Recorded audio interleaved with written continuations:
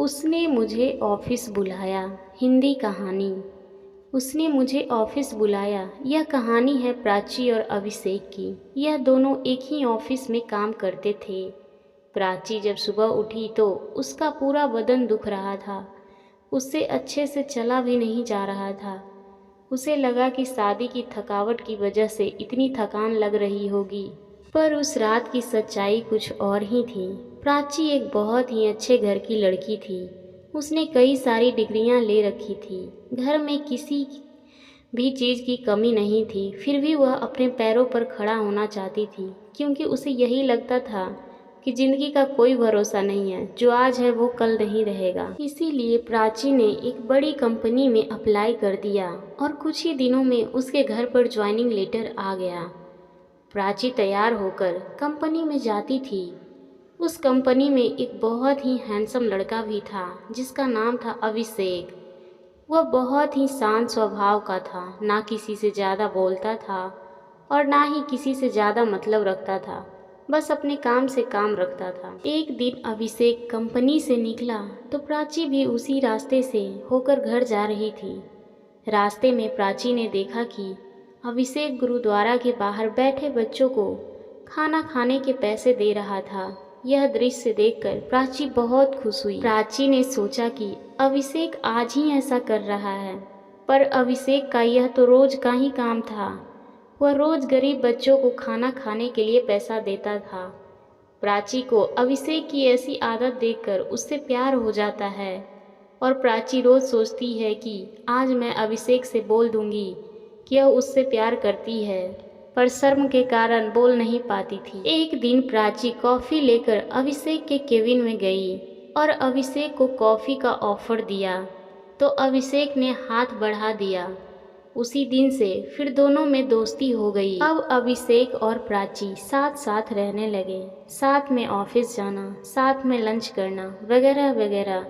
अभिषेक को भी प्राची से हल्का हल्का सा प्यार हो गया था, पर वह भी बताने से डरता था। एक दिन प्राची ने हिम्मत करके अभिषेक को प्रपोज कर दिया और अभिषेक ने प्राची का ये प्रपोजल तुरंत स्वीकार भी कर लिया और दोनों एक दूसरे से गले लग गए। दोनों में प्यार हुआ। लगभग 6 महीने बीत गए, पर अभी तक किसी ने अपने घर में नहीं बताया था। एक दिन अभिषेक की माँ अभिषेक से बोली, मेरी सहेली की बेटी खुशी आ रही है, उसे देख लेना, मैंने तुम्हारी शादी तय कर दी है। यह सुनकर अभिषेक बोला, मैं खुशी से शादी नहीं करूँगा, मैं प्राची से प्यार करता हूँ और शादी भी उसी से करूँगा। यह सुनकर अभिषेक की माँ को बहुत बुरा लगा और अपने बेटे की जिद के आगे वह मजबूर हो गई और अभिषेक की शादी प्राची से तय कर दी गई। शादी के कुछ दिन बाद अभिषेक को कंपनी की तरफ से दिल्ली जाना पड़ा और प्राची घर पर अकेली हो गई। वह अपने कमरे में सो रही थी। तभी अभिषेक की माँ ने देखा कि एक आदमी प्राची के कमरे से निकलकर बाहर आ रहा था और तभी अभिषेक की माँ ने उसकी फ़ोटो खींच ली और सुबह अपनी बहू से बोली, ये आज रात तुम्हारा पति नहीं था तो तुमने अपने यार को बुला लिया। प्राची अपनी सास के मुंह से ऐसी बातें सुनकर दंग रह गई।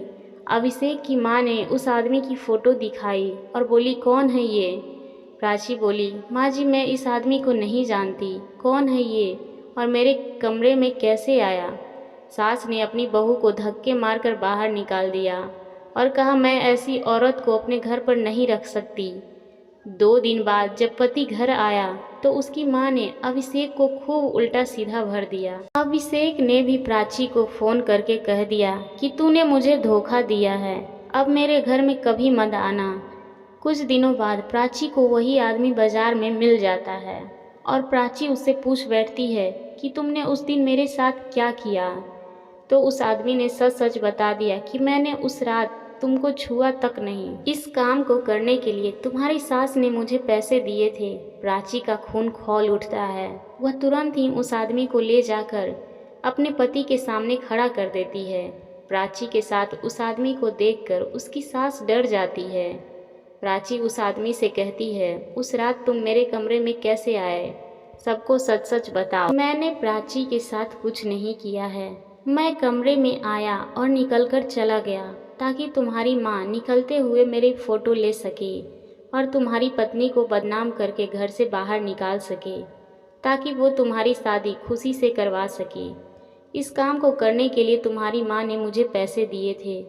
इतना घिनौना सच जानकर अभिषेक को अपनी माँ के ऊपर बहुत गुस्सा आता है और कहता है कि माँ, मैं तुमसे ऐसी उम्मीद नहीं थी। अभिषेक की माँ सभी से बहुत माफ़ी मांगी, पर अभिषेक उस घर में नहीं रुका। वह प्राची को लेकर दूसरे शहर चला जाता है और वहाँ प्राची और अभिषेक करीब आकर अपनी सारी ख्वाहिशें पूरी करने लगते हैं और खूब मज़े करते हैं। आशा करती हूँ आपको ये कहानी पसंद आई होगी। इस कहानी पर आपकी क्या राय है, हमें कमेंट करके ज़रूर बताएं।